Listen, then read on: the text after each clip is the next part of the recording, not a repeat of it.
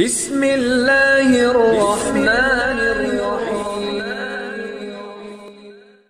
مفتی شعیب اللہ خان صاحب کے بیانات کے لیے مفتی صاحب کے آفیشیل چینل کو سبسکرائب کریں اور زیادہ سے زیادہ شیئر کریں۔ بسم اللہ الرحمن الرحیم۔ الحمدللہ رب العالمین والصلاة والسلام علی سید الانبیاء والمرسلین وعلى آلہ وصحبہ اجمعین، اما بعد۔ وبالسند المتصل منا إلى الشيخ الإمام الإمام الحافظ الحجة أمير المؤمنين في الحديث للإمام الحافظ أبي عيسى محمد بن عيسى بن الثورة الترمذي رحمه الله أنه قال: باب ما جاء في فضل الدهور. وبه قال حدثنا إسحاق بن موسى الأنصاري قال حدثنا محمد بن عيسى قال حدثنا مالك بن أنس وبه قال حدثنا قتيبة عن مالك عن سهيل بن أبي صالح عن أبيه عن أبي هريرة رضي الله عنه قال: قال رسول الله صلى الله عليه وسلم: إذا توضأ العبد المسلم أو المؤمن فغسل وجهه خرجت من وجهه كل خطيئة نظر إليها بعينيه مع الماء أو مع آخر قطر الماء أو نحو هذا، وإذا غسل يديه خرجت من يديه كل خطيئة بطشتها يداه مع الماء أو مع آخر قطر الماء حتى يخرج نقيا من الذنوب.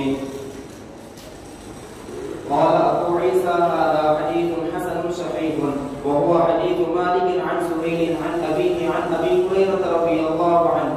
وأبو صالح والد سهيل هو أبو صالح السمان واسمه ذكوان، وأبو هريرة رضي الله عنه اختلفوا في اسمه وقالوا عبد شمس وقالوا عبد الله بن عمرو، وهكذا قال محمد بن إسماعيل وهذا أصح.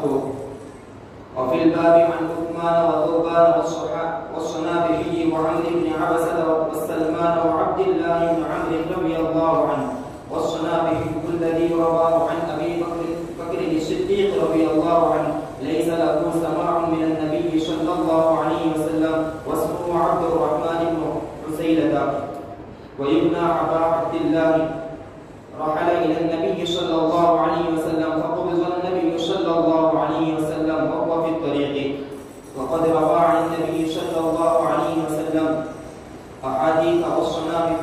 والصنابح ابن العسري الأحمسي صاحب النبي صلى الله عليه وسلم يقال له الصنابح أيضا، وإنما حديثه قال: سمعت النبي صلى الله عليه وسلم يقول: إني مكاثر بكم الأمم فلا تقتتلن بعدي. بسم الله الرحمن الرحيم. الحمد لله رب العالمين، والصلاة والسلام على سيد الأنبياء وأشرف المرسلين وعلى آله وصحبه أجمعين، أما بعد. اس سے پہلے کی حدیث کے تحت امام ترمذی رحمۃ اللہ علیہ نے یہ جملہ استعمال کیا ہے، اس کو سمجھانا ہے۔ قال ابو عیسیٰ هذا الحدیث اصح شیء فی هذا الباب واحسن۔ امام ترمذی رحمۃ اللہ علیہ جہاں احادیث بیان کرتے ہیں تو اس کا درجہ بھی بتاتے ہیں، کبھی بتاتے ہیں کہ حدیث حسن ہے، کبھی بتاتے ہیں یہ حدیث صحیح ہے، اور کبھی بتاتے ہیں یہ حدیث ضعیف ہے۔ اور اسی میں ایک بات یہ ہے کہ وہ کبھی ایسا بھی کہتے ہیں وَهَذَا الْحَدِيثُ أَصَحُّ شَيْءٍ فِي هَذَا الْبَابِ وَأَحْسَنُ، اس باب کی حدیثوں میں سب سے زیادہ صحیح اور بہترین حدیث یہ ہے۔ اس جملے کا مطلب یہ ہوتا ہے کہ اس باب میں آئی ہوئی جتنی احادیث ہیں ان میں سے سب سے اچھی حدیث یہ ہے۔ اس جملے سے یہ لازم نہیں آتا کہ وہ حدیث فی نفسہ صحیح بھی ہو یا فی نفسہ حسن بھی ہو سکتا ہے کوئی حدیث ضعیف ہو، کمزور ہو، اور وہاں پر بھی امام ترمذی یہ بات کہہ دیتے ہیں ھذا الحدیث اصح شیء فی ھذا الباب واحسن۔ کیوں؟ اس لیے کہ اس باب میں آئی ہوئی جتنی حدیثیں ہیں ان میں یہ اچھی ہے، ان میں آسان ہے۔ باقی فی نفسہ بھی صحیح ہے یہ کوئی ضروری نہیں، ہو سکتا ہے فی نفسہ بھی صحیح ہو سکتا ہے فی نفسہ ضعیف بھی ہو، لیکن اس باب کی حدیثوں میں یہ زیادہ بہتر اور زیادہ اچھی حدیث ہے، تو وہاں پر امام ترمذی یہ جملہ کہہ دیتے ہیں۔ اس بات کو یاد رکھنے کی ضرورت ہے کہ آپ کہیں یہ سمجھ لیں کہ امام ترمذی یہ بول رہے ہیں کہ یہ حدیث اس باب کی حدیثوں میں سب سے اعلیٰ درجے کی ہے، یعنی بہت صحیح حدیث ہے۔ یہ ضروری نہیں، صحیح بھی ہو سکتی ہے، جیسے کہ حدیث صحیح ہے جو یہاں پر آئی، لیکن یہ جملہ وہاں بھی بولتے ہیں امام ترمذی جہاں پر حدیث ضعیف ہوتی ہے، کیونکہ اس باب میں آئی ہوئی حدیثوں میں سے وہ اچھی حدیث ہے۔ فرض کرو کہ ایک جگہ پر جو ہے کچھ چیزیں رکھی ہوئی ہیں، مثال کے طور پر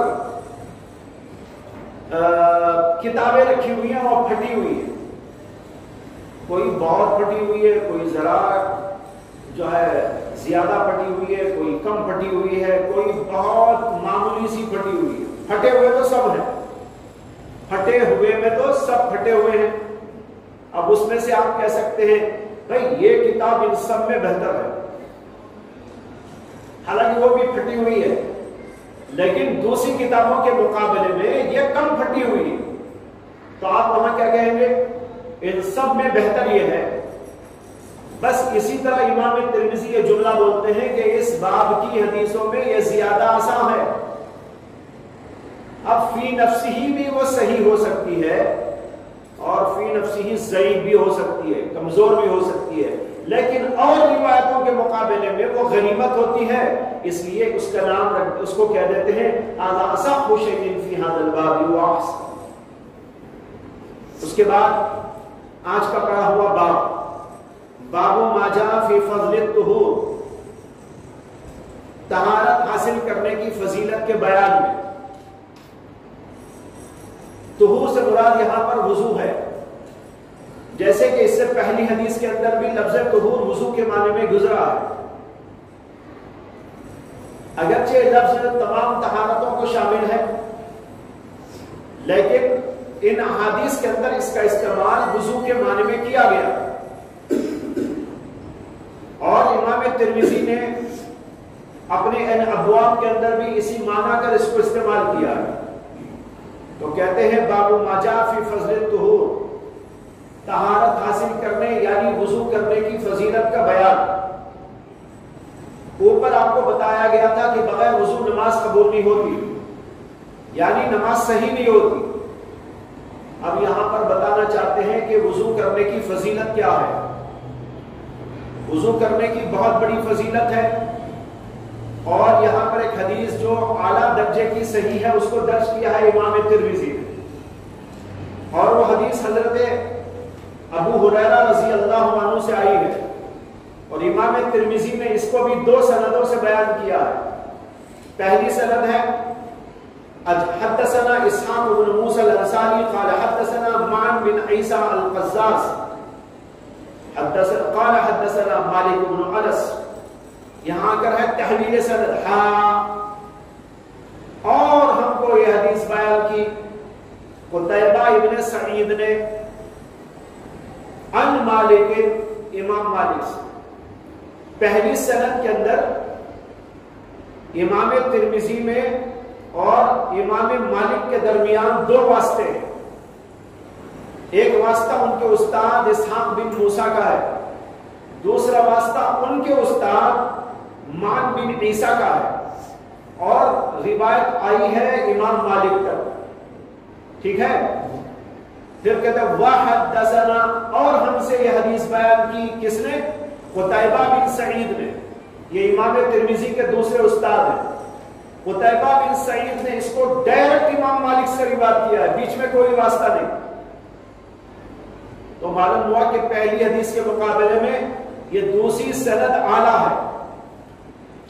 پہلی میں بیچ میں 2 واسطے ہیں، امام مالک اور امام ترمذی کے درمیان، اور دوسری حدیث کے اندر سند کے اندر ایک ہی ایک واسطہ ہے، وہ ہے قتیبہ بن سعید۔ انہوں نے امام مالک سے روایت کیا، مالک پہ آ کے دونوں حدیثیں جمع ہو گئی، دونوں سندیں امام مالک پہ آ کے جمع ہو گئی۔ اس کو کیا کہیں گے؟ مدار الاسناد، تو امام مالک اس حدیث کے مدار الاسناد ہیں. وہ سند بھی آئی انہی سے مل گئی, یہ سند بھی آئی انہی سے مل گئی. اور انہوں نے روایت کیا ہے سہیل ابن ابی صالح سے, اور انہوں نے اپنے والد ابو صالح سے, اور انہوں نے حضرت ابو ہریرہ رضی اللہ عنہ سے. یہ حدیث حضرت ابو ہریرہ رضی اللہ عنہ سے مروی ہے. حضرت ابو ہریرہ کا نام کیا تھا, اس کے اندر بڑا شدید اختلاف ہوا ہے. یہاں تک کہ بعض علماء نے 50 اقوال لکھے. کسی نے کہا یہ نام تھا, کسی نے کہا یہ نام تھا, کسی نے کہا یہ نام تھا. اس طرح 50 ناموں تک گنائے گئے. شاید ہی کسی صحابی کے بارے میں نام کے اتنا اختلاف ہوا ہو جتنا اختلاف اتنے مشہور صحابی کے بارے میں ہوا ہے. حضرت ابو ہریرہ بڑے مشہور صحابی ہیں اور ان سے حدیثیں بھی بہت زیادہ مروی. تمام صحابہ میں سب سے زیادہ حدیثوں کو روایت کرنے والے حضرت ابو ہریرہ. سن 6 ہجری میں ایمان لائے. اللہ کے نبی علیہ السلام کے ساتھ اس کے بعد میں مسلسل لگے رہے. 3 ساڑھے 3 سال کا زمانہ ان کو اللہ کے نبی علیہ السلام کی خدمت میں رہنے کے لیے ملا. لیکن احادیث کو یاد کرنے اور احادیث کو سیکھنے کا اتنا ذوق تھا کہ اللہ کے نبی سے انہوں نے 5000 سے زیادہ احادیث کو یاد کر کے سنایا. کوئی اور صحابی اتنی زیادہ حدیثیں بیان کرنے والا نہیں ہے. تمام صحابہ میں سب سے زیادہ احادیث انہی سے مروی. ان کا نام کیا تھا, اس کے بارے میں بعض کہتے ہیں کہ ان کا نام عبد الشمس تھا. بعد نے کہا کہ ان کا نام عمرو تھا. بعض کہتے ہیں کہ ان کا نام عبد الرحمن تھا. بعض کہتے ہیں کہ عبداللہ بن عمرو تھا.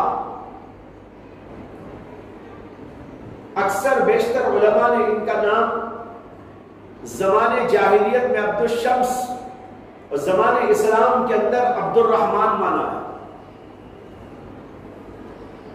امام ترمذی اور امام بخاری ان کا نام عبداللہ بن عمرو قرار دیتے ہیں. زمانے جاہلیت میں لوگ مشرکانہ نام رکھتے تھے. اسی طرح ان کا نام بھی تھا عبد الشمس, سورج کا بندہ. لیکن بعد میں چل کر اس کو بدل دیا گیا جب وہ اسلام لائے. اسلام لانے کے بعد یا تو ان کا نام عبداللہ بن عمرو تھا یا ان کا نام تھا عبد الرحمن.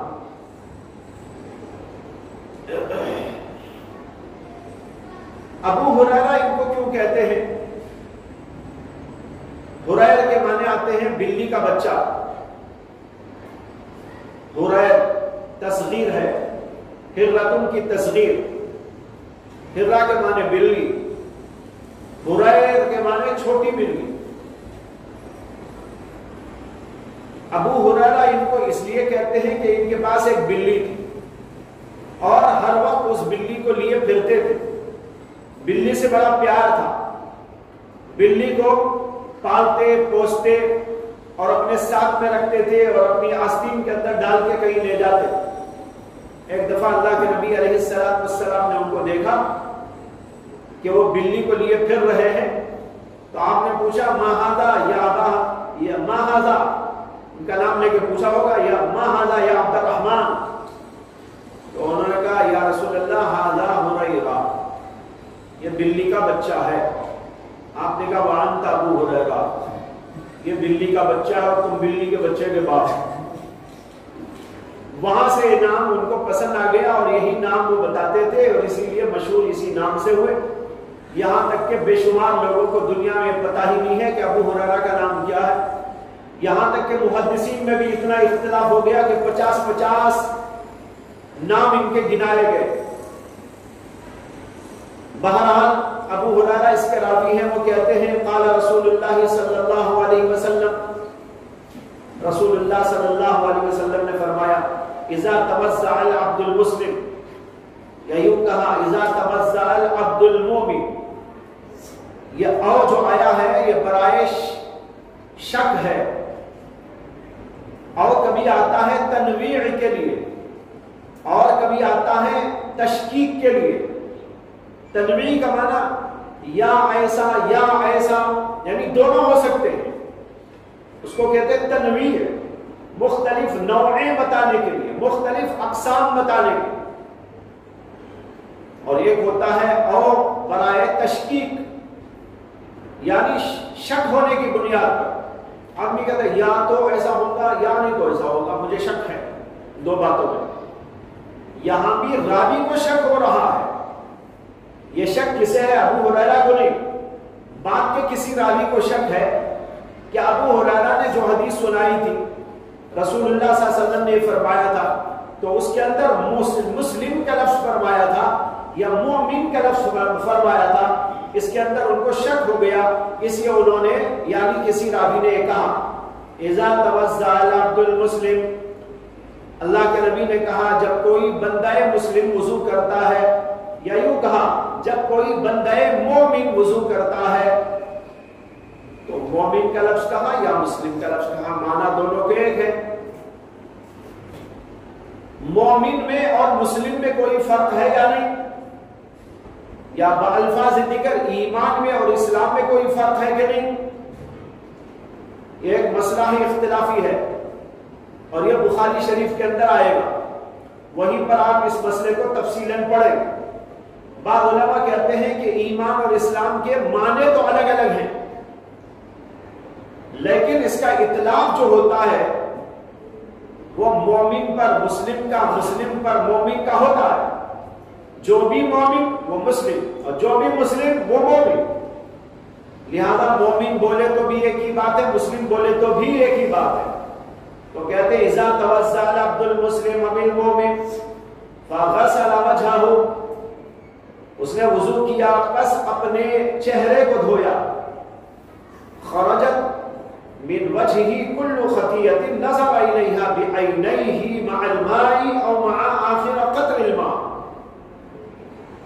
تو نکل جاتے ہیں اس کے چہرے سے تمام وہ گناہ جس کی طرف اس نے دیکھا ہو اپنی آنکھوں سے، پانی کے ساتھ ساتھ، یا یوں فرمایا پانی کے آخری قطرے کے ساتھ، یہ بھی راوی کا شک ہے، مع الماء فرمایا تھا یا مع آخر قطر الماء فرمایا تھا، راوی کو شک ہو گیا، اس لیے دونوں لفظ بول رہا۔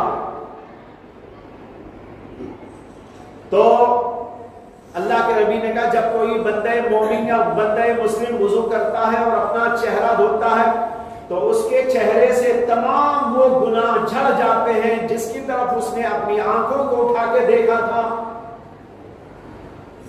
چہرے کے اندر کئی چیزیں ہیں، منہ بھی ہے، ناک بھی ہے، اور بازو کو کان بھی لگے ہوئے ہیں، کانوں کو چھوڑ بھی دیں تو ناک ہے اور آنکھ ہے، زبان ہے۔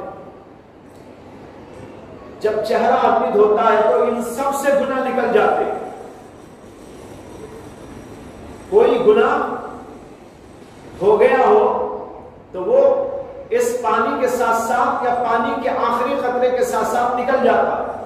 اس کو کہا کل خطیۃ، تمام گناہ نکل جاتے ہیں، نظر الیہا بعینیہ، جو اس نے اپنی آنکھوں سے کیا ہوگا، اپنی آنکھوں سے دیکھا ہوگا، نہ دیکھنے کی چیز اپنی آنکھوں سے دیکھ لی، کسی نامحرم کو دیکھ لی یا کوئی گندی تصویروں کو دیکھ لیا یا اور کوئی گندی ناپاک چیز کو دیکھا تو وہ گناہ ہوا۔ لیکن جب آدمی وضو کرتا ہے تو وہ گناہ اس کا جھڑ جاتا ہے۔ اس کو کہہ رہے اللہ کے نبی علیہ الصلوۃ والسلام کہ خرجت من وجہی، اس کے چہرے سے نکل جاتے ہیں، کل خطیۃ، تمام وہ گناہ، نظر الیہا بعینیہ، جس کو اس نے اپنی آنکھوں سے دیکھا ہوگا۔ یہ پانی کے ساتھ ساتھ نکل جاتا ہے یا پانی کے آخری قطرے کے ساتھ نکل جاتا ہے؟ اللہ کے نبی نے کہا مع الماء یا مع آخر قطر الماء، یہ راوی کا شک ہے۔ اور نحو ھذا، یا اس جیسا کوئی جملہ فرمایا تھا، وَإِذَا غَسَلَ يَدَيْهِ خَرَجَتْ مِنْ يَدَيْهِ كُلُّ خَطِيئَةٍ بَطَشَتْهَا يَدَاهُ مَعَ الْمَاءِ أَوْ مَعَ آخِرِ قَطْرِ الْمَاءِ، اور جب بندہ اپنے ہاتھوں کو دھوتا ہے نکل جاتے ہیں اس کے ہاتھوں سے تمام وہ گناہ جس کو اس نے اپنے ہاتھوں سے پکڑا ہے، بتشتہا یدا، اپنے ہاتھوں سے جو گناہ کیا، جو اپنے ہاتھوں سے گناہ کی بات کی، پکڑا، وہ سب گناہ نکل جاتے ہیں، مع الماء، پانی کے ساتھ، یا یوں فرمایا، راوی کو شک ہو رہا ہے، مع آخر قطر الماء، تو پانی کے ساتھ نکل جاتا ہے فرمایا، یعنی تو پانی کے آخری قطرے کے ساتھ نکل جاتا ہے، یہ فرمایا، حتی یخرج نقیا من الذنوب، یہاں تک کہ وہ تمام گناہوں سے پاکیزہ بن کے نکل آتا ہے، یخرج نقیا من الذنوب، نقی معنی پاکیزہ، پاکیزہ تمام گناہوں سے پاک ہو کے نکل آتا ہے جب وضو کرتا ہے۔ یہ حدیث یہاں مختصر ہے، اور سنا بھی سے یہ حدیث ایک اور طریق سے آئی ہے تو اس کے اندر تفصیل ہے، اس کے اندر ذکر ہے، جب آدمی ہاتھ دھوتا ہے تو اس کے گناہ جھڑ جاتے ہیں، چہرہ دھوتا ہے تو گناہ جھڑ جاتے ہیں، ہاتھ کوہنیوں تک دھوتا ہے اس کے گناہ جھڑ جاتے ہیں، اور جب وہ سر کا مسح کرتا ہے تب گناہ اس کے سر کے جھڑ جاتے ہیں، کانوں سے بھی جھڑ جاتے ہیں، یہاں تک کہ جب وہ پیر دھوتا ہے تو پیروں ٹخنوں تک دھوتا ہے تو وہاں تک کہ تمام گناہ جو پیروں سے کیا تھا وہ دھل جاتے ہیں۔ یہ روایت نسائی شریف کے اندر موجود ہے، اس کے اندر پوری تفصیل کے ساتھ یہ ذکر کیا گیا، یہاں پر اختصاراً یہ حدیث آئی۔ تو بہرحال اس سے معلوم ہوا کہ وضو کی فضیلت کیا ہے۔ وضو کی فضیلت یہ ہے کہ جب آدمی وضو کرتا ہے تو تمام اعضاء سے اس کے گناہ جھڑتے چلے جاتے ہیں، گناہ جھڑتے چلے جاتے ہیں، وہ پاکیزہ بن کے نکل آتا ہے، یہ ہے فضیلت۔ اس حدیث کے اندر 2-3 ابحاث ہیں۔ پہلی بحث تو یہ ہے کہ اس میں آیا خرجت خطایا یا خرجت کل خطیہ، اس کے گناہ جھڑ جاتے ہیں، گناہ نکل جاتے ہیں۔ سوال پیدا ہوتا ہے کہ نکلنا، داخل ہونا، آنا جانا، یہ تو ان لوگوں کی صفات میں سے ہے جی جو عقل رکھنے والے، یا ان مخلوق کی صفات میں سے ہے جو زندگی اپنے اندر رکھتے ہیں۔ آپ کہہ سکتے ہیں بیل آیا، بیل گیا، بلی آئی، بلی گئی، ہے نا، یا انسان آیا، انسان گیا، لیکن یہاں پر کہا گیا ہے گناہ نکل جاتے ہیں، نکلنا، داخل ہونا، آنا، وہ جانا، یہ تو ایسی مخلوق کے افعال ہیں جو زندہ ہو، ذوی روح ہو۔ جو ذوی روح نہیں ہے ان کے لیے تو یہ بولنا عجیب لگتا ہے۔ اگر کہا جائے درخت آیا، درخت نکل کر بھاگا، درخت داخل ہوا، آپ کو اشکال ہوگا کہ بھائی درخت کیسا آیا، درخت کیسا گیا، درخت تو آنے جانے کی چیز نہیں ہے، وہ کوئی عقل مند چیز نہیں ہے، نہ روح اپنے اندر رکھتی ہے۔ تو اب یہاں سوال پیدا ہوتا ہے کہ گناہ کے بارے میں کہا گیا گناہ نکل جاتے ہیں، تو یہ بات کیسے درست ہے؟ اس کے جواب کے اندر بعض علماء نے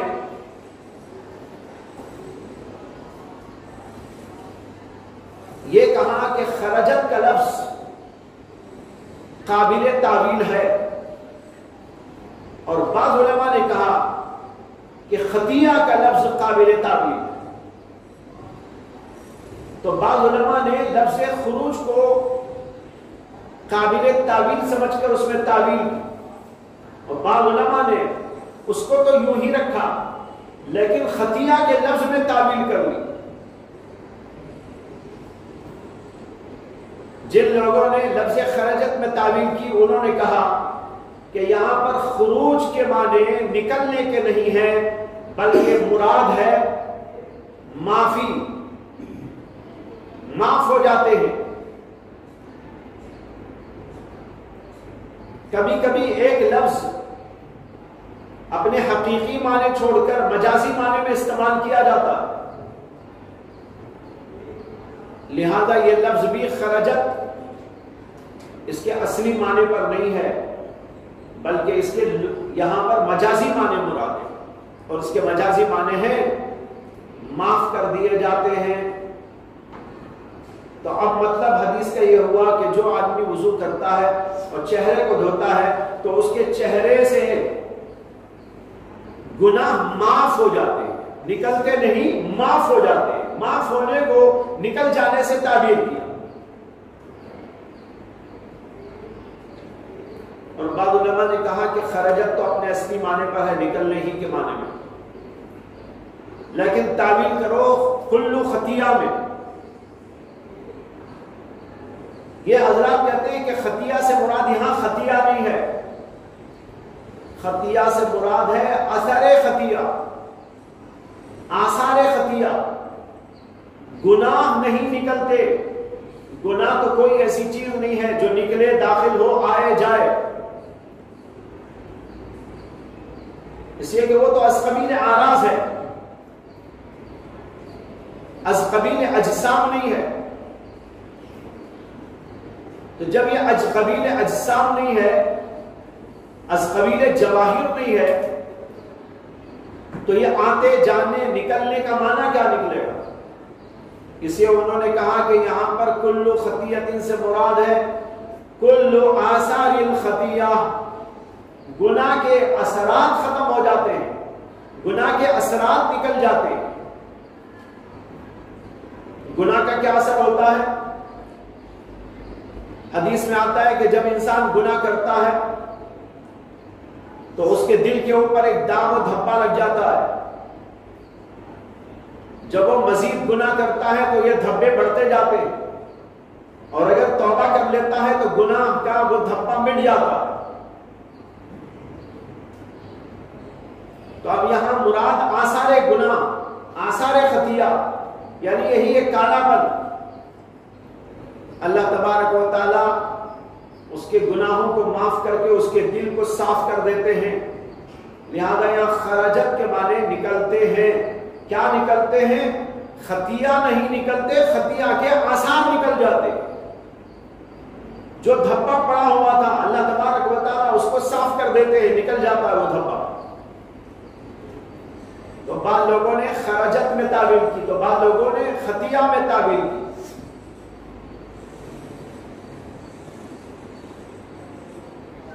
تو خلاصہ اس کا یہ نکلا کہ گناہ مٹ جاتے ہیں، معاف ہو جاتے ہیں، یا اس کے اثرات کو مٹا دیا جاتا ہے۔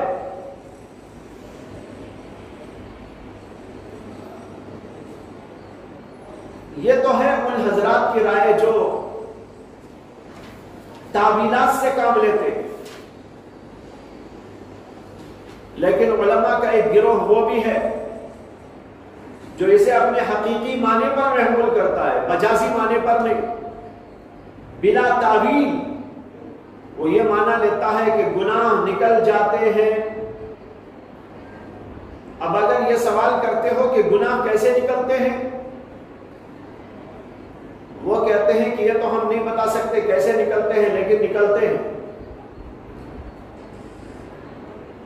جب تک کسی لفظ کو اپنے حقیقی معنی پر محمول کرنے کی گنجائش موجود ہے، کوئی استحالہ عقلی لازم نہیں آ رہا ہے، نہ استحالہ شرعی لازم آ رہا ہے، اس وقت تک اس کو اپنے ظاہری مفہوم پر ہی مراد لینا چاہیے۔ مجازی معنی کی طرف جانے کی کوئی ضرورت نہیں۔ اب اگر یہاں ہم مراد لے لیتے ہیں گناہ ہی نکل جاتے ہیں، تو آخر کون سا عقلی استبعاد یا عقلی استحالہ پیش آ رہا ہے، یا شرعی اعتبار سے کون سی غلط بات نظر آ رہی ہے؟ عقل بھی کہہ سکتی ہے، کوئی ناممکن تو ہے نہیں۔ آج کے دور میں تو بہت کچھ ہو رہا ہے۔ دیکھیے آپ کو بخار آتا ہے، آپ کہتے ہیں بخار آ گیا، پھر ختم ہو گیا، تو آپ کہتے ہیں بخار چلا گیا، آنا جانا۔ میرے جسم میں بخار ہے، میرے جسم کے اندر بخار ہے، میرے جسم کے اندر سے بخار نکل گیا، داخل ہونا، نکل جانا، آنا جانا سب کچھ بول رہے ہیں، کس کے لیے بول رہے ہیں؟ بخار کے لیے۔ بخار تو از قبیل اعراض ہے، ذرا دکھاؤ بخار کہاں ہوتی ہے؟ کہیں دیکھا ہے آپ نے بخار کو؟ کسی پیکٹ میں رکھا ہو، کسی ڈبے میں رکھا ہو، آج تک کسی نے دیکھا نہیں بخار؟ وہ تو از قبیل جواہر نہیں ہے، از قبیل اعراض ہے، لیکن پھر بھی اتنا کیا جاتا ہے، اور پھر آپ دوا کھاتے ہیں بخار چلا جاتا ہے، دوا آپ نے اسٹاپ کر دی بخار آ جاتا ہے۔ تو دیکھو بخار کا آنا جانا، داخل ہونا نکلنا، یہ سب کچھ اب ہو رہا ہے۔ اسی طرح سمجھو کہ جب بندہ وضو کرتا ہے تو اس کے گناہ نکل جاتے ہیں، جیسے بخار دوا کھانے سے نکل گئی،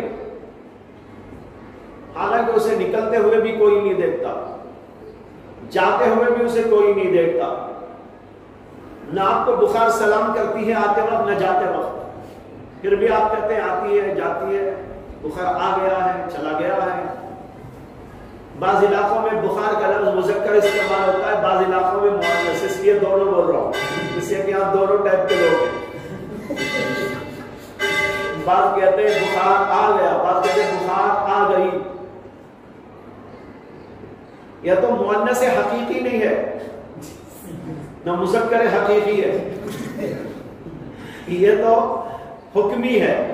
اب بعض علاقوں میں اس کو مذکر بولتے ہیں، بعض علاقوں میں مؤنث بولتے ہیں۔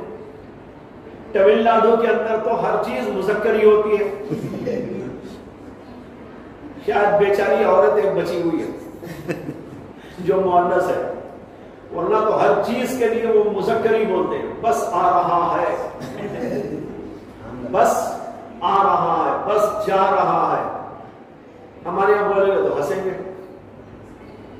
تو اس طرح ہر چیز ان کے یہاں مذکر مذکر۔